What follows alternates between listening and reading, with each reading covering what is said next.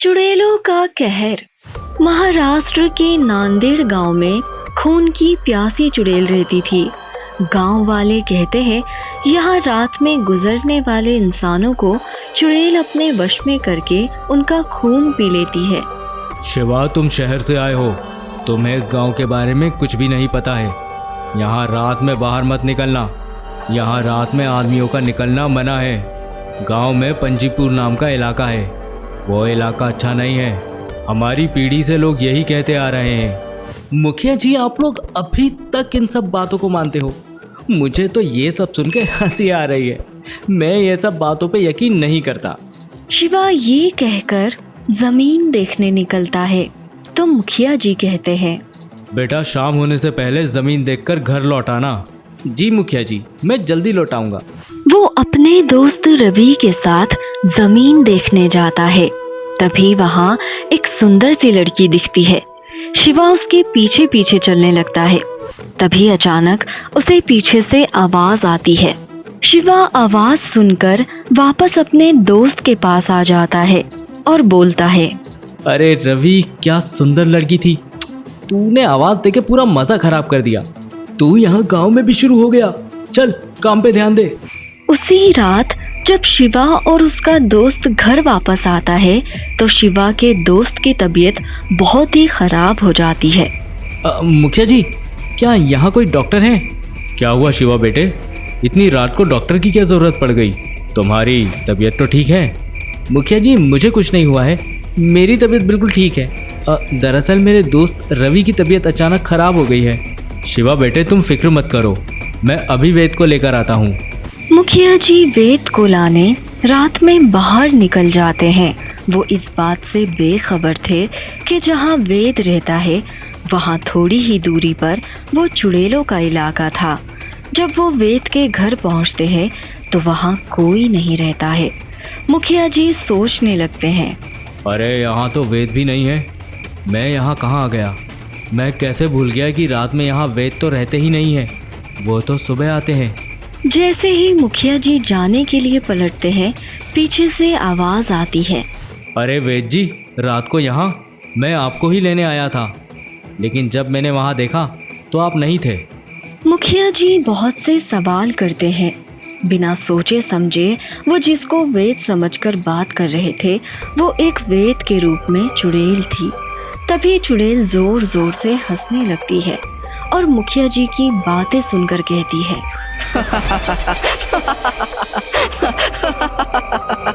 मैं कोई वेद नहीं, मैं तो एक चुड़ैल हूँ जो तुझे झांसे में फंसा रही थी वेद बनकर। अब तो तू गया मुखिया। मुझे छोड़ दो, मैं यहाँ वापस कभी नहीं आऊँगा, मुझे जाने दो। मुखिया जी जैसे ही वहाँ से भागने की कोशिश करते हैं चुड़ैल मुखिया जी को पकड़कर अपने नाखूनों से चीर फाड़ करके मुखिया का खून पी जाती है। सुबह पूरे गांव में हाहाकार मच गया। शिवा गांव वालों की आवाज सुनकर बाहर आता है। क्या हुआ? इतना शोर क्यों मचा रहे हो? क्या हो गया? देखो शिवा बेटा, मुखिया जी की हालत। उन चुड़ैलों ने क्या कर दिया, मार दिया हमारे मुखिया जी को। लेकिन मुखिया जी तो रात में वेद को लेने गए थे। मेरे दोस्त रवि की तबीयत बहुत खराब हो गई थी। शिवा बेटा, रात में यहाँ बाहर निकलना मना था, ये बात मुखिया जी कैसे भूल गए? और जहाँ वो वेद को लेने गए थे वहाँ तो वेद रात में रहते ही नहीं है। शिवा गांव वालों की बातें सुनकर बहुत ही दुखी हो जाता है और कहता है, आप लोग मुझे माफ़ कर दीजिए, मेरी वजह से मुखिया जी नहीं रहे। लेकिन आप लोग परेशान मत होइए, मैं आज शहर जा रहा हूँ रवि को लेकर उसकी दवाई लेने।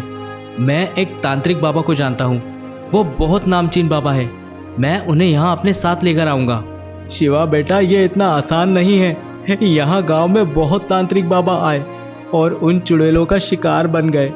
नहीं, मैं ऐसे हार नहीं मानूंगा। मैं वापस आऊँगा और तांत्रिक बाबा को भी साथ में लाऊंगा। ये बोलकर शिवा शहर के लिए निकल जाता है। शहर पहुंचने के बाद शिवा रवि का इलाज करवाता है। फिर शिवा और रवि दोनों ही तांत्रिक बाबा के पास जाते हैं। शिवा तांत्रिक बाबा को सब गांव की बातें बताता है। मूर्ख लड़के, तू उस गांव में क्यों गया? क्या तुझे पता नहीं वो चुड़ैलों का गांव है? वहां चुड़ैलों का बसेरा है। मेरा छोटा भाई भी वहां गया था। उन चुड़ैलों ने मेरे भाई को भी मार डाला। मैं नहीं जाऊंगा उस मनुष्य गांव में। तू जा यहाँ से। शिवा ये सब सुनकर डर जाता है और सोचने लगता है। मुखिया जी सब सच बोल रहे थे। मेरी वजह से मुखिया जी की मृत्यु हुई है। मैंने उनकी बात पर भरोसा नहीं किया। शिवा तांत्रिक बाबा से कहने लगता है। तांत्रिक बाबा, आप ही मेरी मदद करिए। कोई तो रास्ता होगा। आप ऐसे इनकार कर दोगे तो गांव वालों का क्या होगा? उन गांव वालों में से कोई भी नहीं बचेगा। वो चुड़ैलें उन सबको मार देगी। तांत्रिक बाबा शिवा की बातें सुनकर शिवा से कहते हैं। देखो बालक, वहां जाने में जान का खतरा है, लेकिन मैं अपना धर्म जरूर निभाऊंगा। मैं तुम्हारे साथ चलूंगा।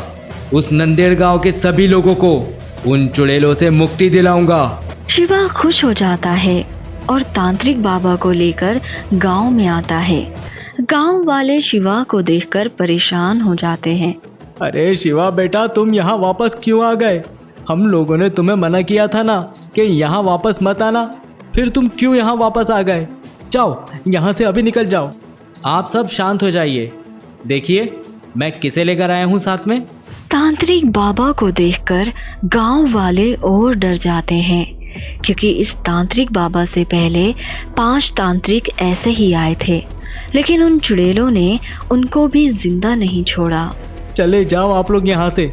उन चुड़ैलों से हमें कोई नहीं बचा सकता। शांत हो जाओ आप सब।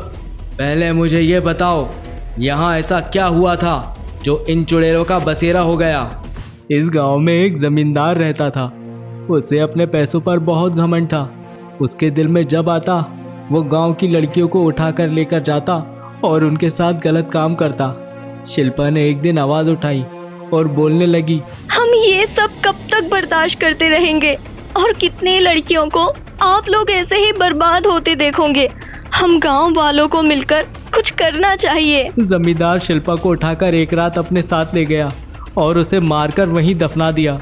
तब से वो चुड़ैल बन गई और इसका जिम्मेदार वो हमें मानती है कि हमने उसका साथ नहीं दिया। सब गांव वाले मेरी बात सुनो।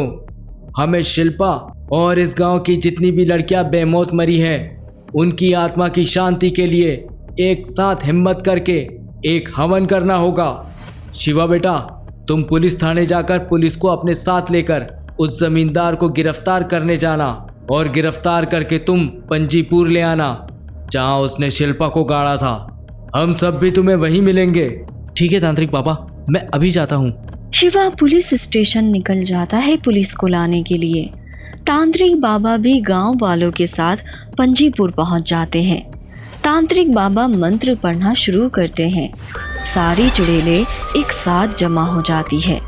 तांत्रिक और गांव वालों को देखकर चुड़ैलें जोर जोर से हंसने लगती है। शिल्पा चुड़ैल भी वहां आती है। तांत्रिक, तेरा भाई भी यही करने आया था। उसका क्या अंजाम हुआ है तू तो जानता ही है। अब तेरा भी वही होगा। शिल्पा, तुम एक बहुत अच्छी और बहादुर लड़की थी, फिर इस तरह ये गांव वालों को मारकर तुम्हें क्या मिल रहा है? तेरा गुनहगार वो जमींदार है। चुड़ैल को जमींदार का नाम सुनते ही गुस्सा आ जाता है। वो तांत्रिक को उठाकर फेंकना शुरू करती है। जैसे ही तांत्रिक को फेंकती है, रक्षा कवच भी टूट जाता है। सारी चुड़ैलें गांव वालों को घेर लेती है। जैसे ही चुड़ैलें हमला करने जाती है, वहां शिवा आ जाता है और जोर से चिल्लाता है, रुक जाओ शिल्पा, तुम्हारा गुनहगार यहाँ मेरे पास है।